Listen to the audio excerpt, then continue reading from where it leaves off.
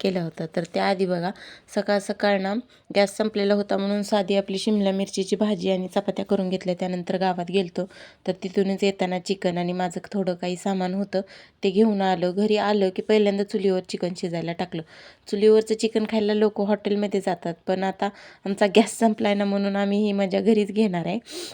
तर बघा ह्याला ना असं बघत बसले होते मी कधी शिजतंय. तोपर्यंत बघा इतकी माझी भांडी आणि इतकी कपडे पडलेली होती जे की करण्याचा खूप कंटाळा आला होता. तर त्या सगळ्यांना इग्नोर करून सगळ्यात आधी तर छान छान असा गोड पेरू खाऊन घेतला. तोपर्यंत चिकन शिजलं होतं. तर मग लगेच चिकनचं सुक्कं असं बनवून घेतलं. कसं दिसतंय बघा छान असं रसरशीत मस्त. आणि ही आमटी आहे मिठाची, त्याच्यापासून तिखटाची आमटी पण बनवून घेतली.